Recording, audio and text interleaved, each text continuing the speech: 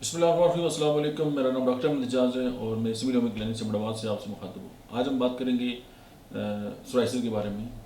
جیسا کہ آپ جانتے ہیں کہ یہ ایک آٹو امیون ڈس آرڈر ہے، لیکن اس سے پہلے یہ سمجھ لیں کہ یہ بیسیکلی کیا چیز ہے.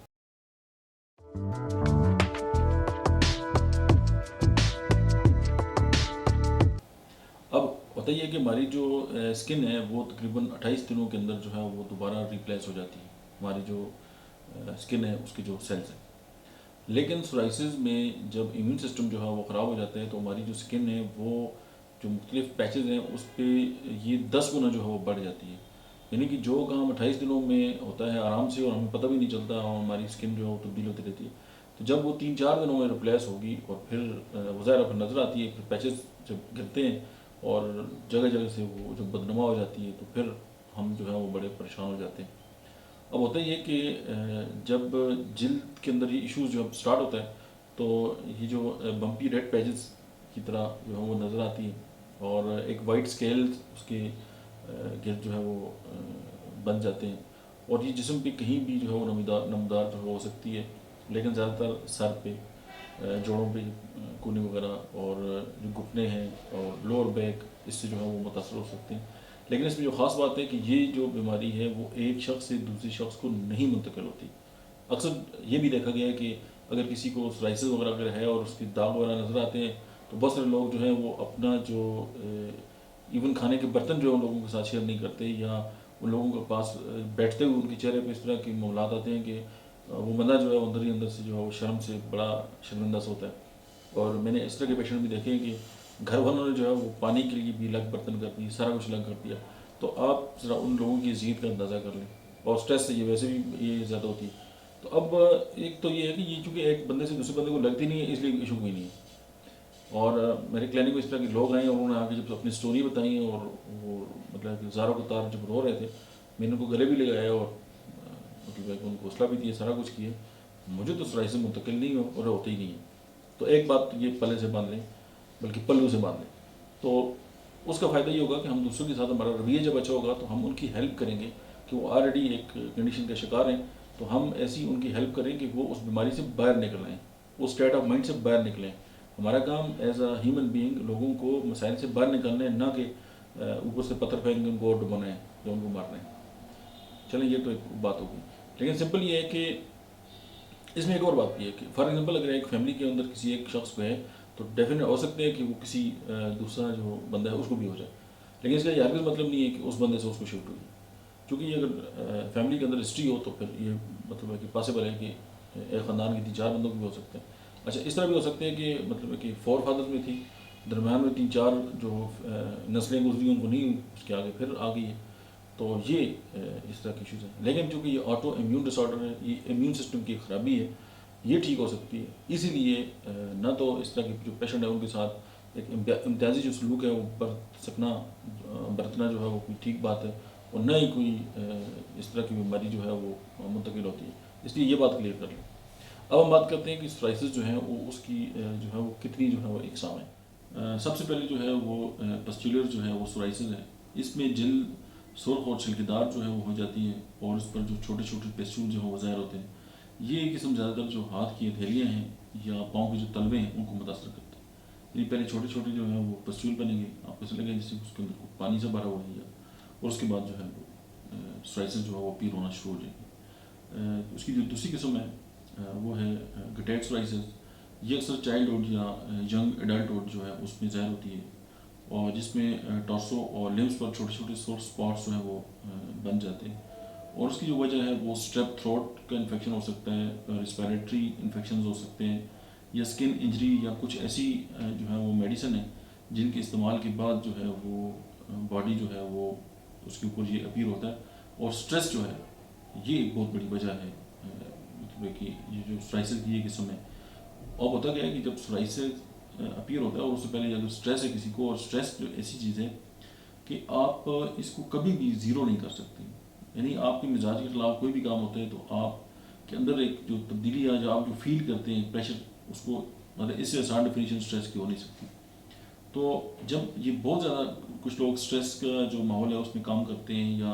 اسٹریس والی جو زندگی ہے وہ گزارتے ہیں، یا ان کو کسی بھی قسم کا جو اسٹریس ہے، یا سم ٹائم कोई भी ऐसी बात नहीं होती, लेकिन वो छोटी सी बात को लेकर स्ट्रेस में जो है वो चले जाते हैं, ये प्री ऑक्युपाइड होते हैं। तो स्ट्रेस की वजह से उनका जो इम्यून सिस्टम है वो कम्प्रोमाइज़ होना जब स्टार्ट होता है तो फिर सोराइसिस जो है वो आ सकता है। सोराइसिस की जो तीसरी किस्म है उसको इन्वर्स सोराइसिस कहते हैं, और सोराइसिस की इस किस्म में चमकदार सुर्ख रंग के जो है वो लीजन जो है वो बन जाते हैं, और स्किन जो फोल्डिंग है उसकी जो मतलब जो एरिया है स्किन फोल्डिंग वाला, यानी जहाँ पे स्किन फोल्ड होती है उन एरिया को ये मुतासर करती है। जैसे कोई भी जोड़ है आप ये देख लें, लेकिन समटाइम आप ये देखेंगे कि आर्म पिट्स ज़्यादा मुतासर होते हैं उससे, ग्रोइन एरियाज जो हैं वो मुतासर होते हैं, और ब्रेस्ट के अंडर जो है वो ये जो सोराइसिस की किस्म है इन्वर्स सोराइसिस जो है वो ज़ाहिर होती है। अब इसकी जो चौथी किस्म है उसे कहते हैं रेथ्रोडर्मिक सोरियासिस। अब इसमें जो जल्द है उस पर सुर्खी जो है वो नमीदार होती है, और जल्द जो है वो शीट्स की सूरत में होती है, यानी बड़े बड़े पैचेस जो हैं वो उतरने स्टार्ट हो जाते हैं। और ये इसकी एक बहुत बड़ी वजह जो है वो स्फीयर सन बर्न है, यानी वो लोग जो धूप में काम करते हैं या धूप की जो तेज़ शुआएँ हैं उसकी वजह से उनको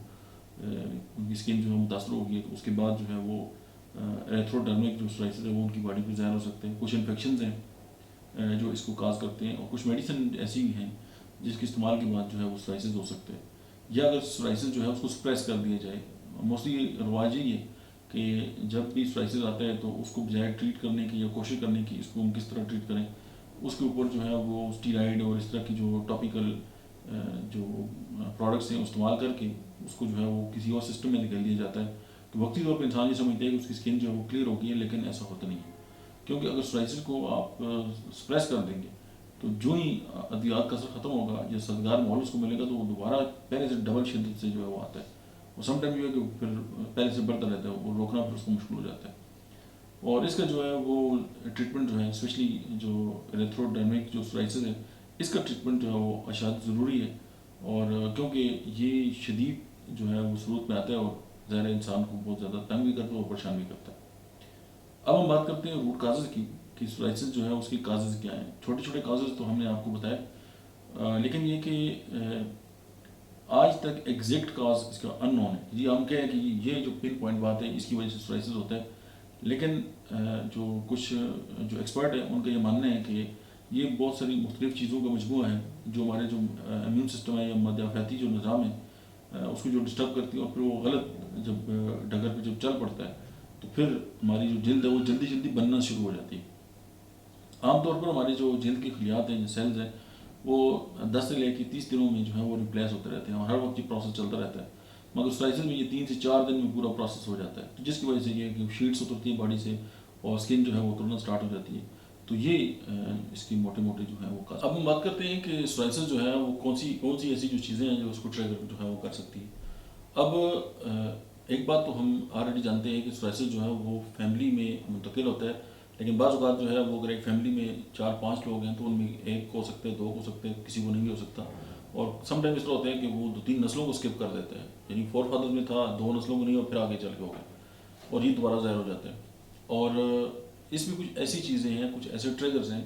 कि जो सोराइसिस को जो है वो दोबारा मुतारक कर देती है, और वो जो है वो उसका पीर और स्किन के ऊपर जो है वो पीर हो जाता है। अब उसमें मसलन फॉर एग्जांपल एक फैमिली है उसके अंदर जो सोराइसिस जो है उसकी हिस्ट्री में पाया जाता है, फैमिली हिस्ट्री में, लेकिन अगर उसको कट्स लगते हैं तो उसकी बॉडी के ऊपर सोराइसिस जो आ जाते हैं।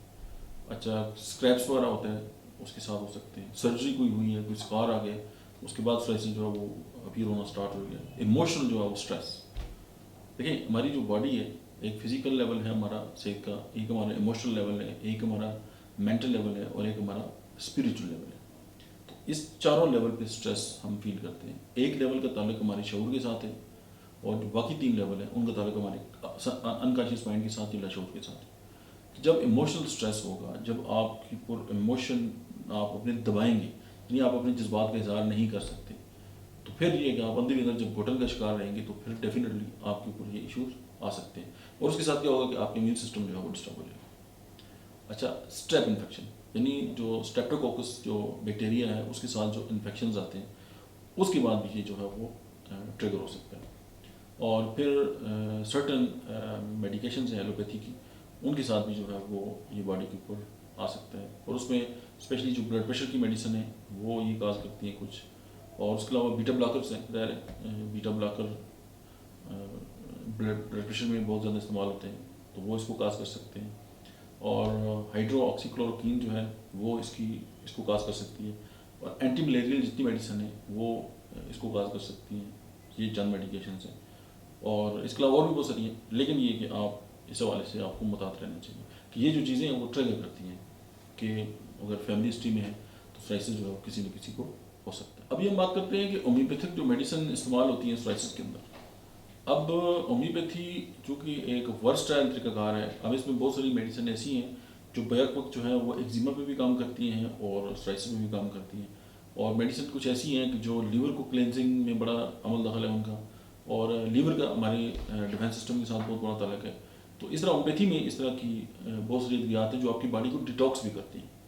تو اب ہم ٹریٹمنٹ کی طرف آتے ہیں، لیکن ایک بات یاد رکھیں کہ سورائسس کو مطلب ٹریٹ کرنا یہ ایک بہت ہی ٹیکنیکل اور ایک بہت زبردست بات ہے کہ آپ جو ڈاکٹر آپ کا ٹریٹمنٹ کر رہے ہیں وہ کس وقت کون سی دوا کون سی پوٹینسی میں اور کس دوا سے پہلے اور کس دوا کے بعد استعمال کرتا ہے، یہ ایک آرٹ ہے. اکثر میں نے یہ دیکھا ہے کہ پیشنٹ کیا کرتے ہیں، ڈاکٹر صاحب دوائی کا نام بتا دیں، ہم دوائی خود ہی لے کے استعمال کریں گے. یہ گپ سے زیادہ بات کچھ نہیں ہے. اپنے آپ کو بھی دھوکہ دینے اور ہومیوپیتھی جیسے آرٹ جو ہے یہ اس کی بھی جو ہے وہ اس کے ساتھ بھی ناانصافی ہے کہ آپ جو ہے وہ کسی نہ کسی ڈاکٹر کے زیر نگرانی رہ کے اپنا ٹریٹمنٹ کرائیں. اور یہ جو چھوٹا علم، یہ تھوڑا جو علم ہے وہ ہمیشہ خطرناک ہوتا ہے کہ کوئی ویڈیو دیکھ لی اس سے علم لے کے اور خود ڈاکٹری اسٹارٹ کر دی،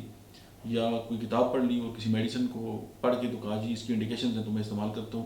یہ کیونکہ جب آپ آٹو امیون ڈس آرڈرز کی بات کرتے ہیں تو وہ اتنا آسان نہیں ہوتا، اس لیے اس کے لیے ایکسپیرینسڈ اور اس طرح کے لوگ چاہیے جنہوں نے آلریڈی ان کا تجربہ ہو اس طرح کی بیماریوں کو ٹریٹ کرنے کا، تو تبھی آپ بہتر ہوں گے. ورنہ یہ ہوگا آپ ایک دوا لیں گے انڈیکیشن کے مطابق، چند دن استعمال کریں گے چھوڑ دیں گے کہ نہیں جی یہ تو کام ہی نہیں کرتی یا وقتی کام کرتی ہے، ایسا ہوتا رہتا ہے. تو سمپل یہ ہے کہ اگر آپ چاہتے ہیں کہ آپ پراپر طریقے سے ٹریٹ ہو تو پھر آپ کو کسی ایکسپرٹ بننے کی بہت زیادہ ضرورت ہے، اور اس کے لیے ظاہر ہے آپ کو پے بھی کرنا پڑے گا اور آپ کو باقی معاملات بھی دیکھنے پڑیں گے، ٹائم بھی دینا پڑے گا. اور کچھ لوگ جو ہیں وہ یہ سمجھتے ہیں کہ اس طرح کی جو بیماریاں ہیں وہ رات کو میڈیسن کھائیں اور صبح ٹھیک ہو جائیں، تو یہ بھی اپنی غلط فہمی دور کر دیں، اس طرح ہوتا نہیں ہے. ورنہ وہ ساری زندگی آئنمنٹس اور کریمز اور جو باقی چیزیں ہیں مارکیٹ میں اویلیبل ہیں، کبھی ایک سے کبھی دوسرے سے کبھی تیسرے سے، تو نہ صرف یہ ہے کہ ہومیوپیتھی کی بدنامی کا باعث بنتے ہیں بلکہ وہ اپنی جان جو ہے اس کو بھی خراب کرتے ہیں. سب سے پہلے ہومیوپیتھی کی ایک دوا ہے آرسینک آیوڈائڈ. اب آرسینک جو ہے نا یہ یاد رکھیں اسکن کے اوپر اس کا بہت بڑا کام ہے، اور جب دیکھیں آرسینک پلس آیوڈین جب یہ دو میڈیسن ملتی ہیں ایک جگہ پہ تو آرسینک آیوڈائڈ بنتی ہے. اب اس کی جو مطلب ہے کہ جو سورائسس ہے اس کی جو تکلیف ہے، اور اس میں اسپیشلی جو شدید قسم کی جو ہے ایچنگ ہے، چھلکے اترتے ہیں، اور آپ جو ہے اس کو وہاں پہ استعمال کر سکتے ہیں اگر اس کے ساتھ تھائرائڈ کا ایشو ہے تب بھی. اچھا، پھر ایک دوسری میڈیسن ہے جسے میں نے کلینزنگ کی بات کی، تو اگر آپ چاہتے ہیں کہ آپ کی باڈی جو ہے وہ کلینزنگ کی طرف جائے تو hydrocotyle one of the best medicine. یہ برم کی بوٹی سے بنتی ہے اور یہ خون کو صاف بھی کرتی ہے اور خون کے اندر جو ٹاکسک چیزیں ہیں ان کو باڈی سے نکالتی ہے. اور دوسری میڈیسن ایکینیشیا ہے. اب یہ ان دو ادویات میں یہی ہے کہ مطلب ہے کہ زیادہ تر جو سورائسس ہے وہ چیسٹ کے اوپر ہے، بازو پہ، ٹانگوں پہ، ہتھیلیوں پہ، تلووں پہ ناقابل برداشت جو کھجلی ہے اور چھلکے اترتے رہتے ہیں، مین جو انڈیکیشنز ہیں سورائسس کی. اس کے بعد اگر آپ پیٹرولیم کی بات کریں تو اس میں جو کھرنڈ ہیں یعنی جو سورائسس کے اوپر جو اسکیل سے ہوتے ہیں وہ موسٹلی کلر ان کا گرین ہوتا ہے، اور یہ کبھی سرخ ہو جاتے ہیں اور زخمی ہو جاتے ہیں، اور کبھی کبھار رطوبت بھی کوئی نکلتی ہے. لیکن سورائسس میں ایسا نہیں ہوتا. اگر ایگزیما کے کوئی سمٹمز ہیں ساتھ تو پھر یہ آپ اس کو پیٹرولیم کو اس میں بھی استعمال کر سکتے ہیں. اور جو سورائسس ہے اسپیشلی پیٹرولیم کا وہ سرما میں جو ہے اس میں شدت آتی ہے. آپ نے اکثر سورائسس کے لوگ دیکھے ہوں گے، کچھ لوگ کہتے ہیں کہ ہم گرمیوں میں ٹھیک ہو جاتے ہیں، کچھ کہتے ہیں ہم سردیوں میں ٹھیک ہو جاتے ہیں. تو یہ اسی طرح ہے، اگر سرما میں شدت آ جائے تو پیٹرولیم. اچھا، اگر ایک ہومیوپیتھی کی دوا ہے بوریکس، تو اگر جو سورائسس ہے وہ ہاتھوں کا ہے اور گرمیوں میں شدت آ جاتی ہے اس میں تو بوریکس کو آپ دیکھیں. اور اگر کرونک قسم کا جو ہے وہ سورائسس ہے اور گرمی سے اور کپڑے اتارنے سے بہتری محسوس ہوتی ہے تو کالی آرس میڈیسن ہے اس کی. اگر موٹے لوگ ہیں، ان کے چنبل ہے، ہاتھ پاؤں جو ہے وہ سرد ہیں تو تھائرائڈینم، اس کے ساتھ تھائرائڈ گلینڈ ان کا ضرور انوالو ہوگا. اگر سورائسس جو ہے وہ رائٹ سائڈ پہ ہے اور جگر اور ساتھ جو ان کو یورینری ٹریکٹ ایشوز ہیں یا انفیکشنز ہیں تو لائکوپوڈین. اگر فیمیل جو ہیں ان کے اندر سورائسس آ گیا ہے اور گول گول داغ ہیں پوری باڈی کے اندر یا اس کے ساتھ یوٹرس کی کوئی ایشوز ہیں تو سیپیا ہے. اب یہاں پہ ایک بات یاد رکھیں کہ سیپیا صرف عورتوں کی دوا نہیں ہے، یہ مردوں پہ بھی اسی طرح کام کرتی ہے. کیونکہ جب ہم کسی دوا کو لیبل جب کر دیتے ہیں تو لیبل کسی اسپیسیفک وجہ سے کرتے ہیں، لیکن یہ کہ یہ اسکن میں دونوں پہ کام کرتی ہے۔ اس کے علاوہ اگر چمبل جو ہے یہ سورائسس جو ہے وہ مطلب ہے کہ بہت زیادہ ہے باڈی پہ، اور جلد جو ہے وہ بہت زیادہ خشک ہے، جلن ہوتی ہے اور اسکیلپ جو ہے اس کی اترتے ہیں، تو کالی سلف جو ہے وہ میڈیسن ہے۔ اس کے علاوہ اگر ہاتھوں اور چھاتی کا اگر سورائسس ہے اور ساتھ جو ہے وہ نیند اگر نہیں آتی تو کالی پرومیٹم کو یاد رکھیں۔ اچھا، ایسا سورائسس جس کا تعلق جو ہے معدے کی خرابی کے ساتھ ہو اور باقاعدہ جو ہے وہ چکنے چھلکے اگر اترتے ہیں، irresponsible ہے۔ پھر اگر نیا جو ہے وہ سورائسس سٹارٹ ہوا ہے تو بوریکس کو یاد رکھیں، اور اگر پرانا ہے تو تھوجا، اور یہ بھی یاد رکھیں کہ سورائسس کے پیچھے ویکسینز جو ہیں ان کے بھی سائیڈ افیکٹ کا بہت بڑا رول ہے، تو آپ اس میں جو ہے وہ تھوجا کو بھی کنسیڈر کر سکتے ہیں ایز اینٹی میزمیٹک میڈیسن کے طور پہ۔ اس کے بعد ہومیوپیتھی میں ایک دوا ہے پلیٹینس آکسیڈنٹیلس، مدر ٹینچر میں استعمال ہوتی ہے۔ اس دوا کو آپ جو ہے وہ جو کرونک قسم کا جو پرانا جو ہے وہ سورائسس ہے اس میں استعمال کر سکتے ہیں وداؤٹ اینی سمٹمس۔ پھر ایک بہت ہی زبردست قسم کا سمٹم ہے جو نیٹرم آرٹس میں پایا جاتا ہے کہ اگر سورائسس کا کوئی پیشنٹ ہے وہ ایکسرسائز کرتا ہے، ایکسرسائز کرنے کے بعد اس کی باڈی گرم ہو جاتی ہے اور اس کے بعد اس کی جو سورائسس ہے اس میں شدت آ جاتی ہے، تو نیٹرم آرٹس کو مت بھولیں۔ اور ایک اور میڈیسن ہے کہ اگر کرونک قسم کا جو ہے وہ سورائسس ہے تو اسٹیلیریا ہومیوپیتھی کی میڈیسن ہے، STELLARIA، تو یہ موسٹلی یہ مدر ٹینشن میں استعمال ہوتی ہے۔ اس کے علاوہ بھی ہومیوپیتھی کی بہت ساری ادویات ایسی ہیں، سورائنم ہے، سلفر ہے، اور مرکار one of the best medicine, mercurius کے سارے جتنے بھی سالٹس ہیں وہ سارے بیسٹ اس پہ کام کرتے ہیں۔ اس کے علاوہ یہ ہے کہ آپ یہ روٹ کاز کو اگر آپ دیکھ لیں کہ اگر ویکسین لگی ہے اور اس کے بعد بھی سورائسس ہو گیا ہے، ایون ایگزیما بھی ہو گیا اگر، تو اس میں آپ تھوجا کو بھی دیکھ سکتے ہیں اور آپ ویکسینم کو بھی دیکھ سکتے ہیں۔ یہ اوور آل میڈیسن جو میں نے آپ کے سامنے رکھی ہے یہ خود شروع نہیں کرنی آپ نے، کسی بھی ماہر ہومیوپیتھ سے جو ہے وہ رجوع کریں اور اس کی اکارڈنگلی جو ہے وہ استعمال کریں۔ اور دوسرے کو بات یاد رکھیں کہ ہومیوپیتھک کا جو پروٹوکول ہے وہ ایلوپیتھی کی طرح نہیں ہے، کیونکہ ایلوپیتھک میں تو آپ بس ایک کورس ہے اور آپ میڈیسن استعمال کر رہے ہوتے ہیں۔ ہومیوپیتھی میں سم ٹائم ایک دوا جو ہے وہ ایک ڈوز جو ہے وہ پیشنٹ کے لیے کافی ہوتی ہے، سم ٹائم دن میں 5 بار بھی دی جاتی ہے، سم ٹائم جو ہے وہ دن میں ہر گھنٹے بعد رپیٹ کرتے ہیں، اور سم ٹائم 15 دن کے بعد ایک خوراک ہوتی ہے۔ تو یہ فیصلہ کرنا ڈاکٹر کا کام ہے، یہ مریض فیصلہ نہیں کر سکتا، کیونکہ وہ بیڑ جال کی طرح یہی کرتا ہے جی باقی دوائیں تو دن میں 3 بار یا 4 بار استعمال ہوتی ہے تو ان کو بھی اسی طرح لے کے رکھتے ہیں۔ نو، ایسا نہیں ہے۔ تو اسی لیے ہومیوپیتھی کا جو پروٹوکول ہے وہ ہومیوپیتھی کے مطابق ہی استعمال کریں گے، تو آپ جو ہومیوپیتھی کے اصولوں کے مطابق ہی چلیں گے تبھی آپ جو ہے وہ کرونک جو پیشنٹ ہیں وہ آپ ٹریٹ ہو سکتے ہیں۔ ادروائز میں نے بہت ساری ویڈیوز جو ہے وہ کمبینیشن پہ بھی بنائی ہیں، کمپلیکس ریمیڈیز پہ بھی، لیکن وہ ایکیوٹ کنڈیشنز میں ہیں جب وہ مل کے کسی بھی پیشنٹ کی جو ریجنل ایشوز ہیں ان کو ایڈریس کرتی ہیں۔ تو سمپل آپ انڈرسٹینڈ کریں کہ ایکیوٹ کنڈیشن کی پروٹوکولز اور ہیں، کرونک کے اور ہیں، اور پھر سم ٹائم جو کرونک ڈیزیز ہے اس کا ایکیوٹ فیز ہوتا ہے، بیماری پرانی ہوتی ہے لیکن اس کے سمٹم جو ہیں وہ اتنے ایکٹیویٹ کر جاتے ہیں تو تب اس کو کسی اور حساب سے دیکھا جاتا ہے۔ اور ہومیوپیتھک میں جب دوا جب میزمیٹکلی دی جاتی ہے، اور ہومیوپیتھک میں کوئی بھی بیماری اس وقت کرونک ہوتی ہے جب اس کے اندر میازم انوالو ہو جاتے ہیں، آپ انہی اپنی جو اینٹی میازمیٹک میڈیسن ہے وہ آپ پیشنٹ کو دیں، اس کے میازم جو ہے ان کو سبسائڈ کرنے کی کوشش کریں اور ان کو کلیئر کرنے کی کوشش کریں، تو آپ کا وہی کرونک پیشنٹ ایکیوٹ ہو جائے گا اور ٹھیک ہو جائے گا۔ Thank you very much.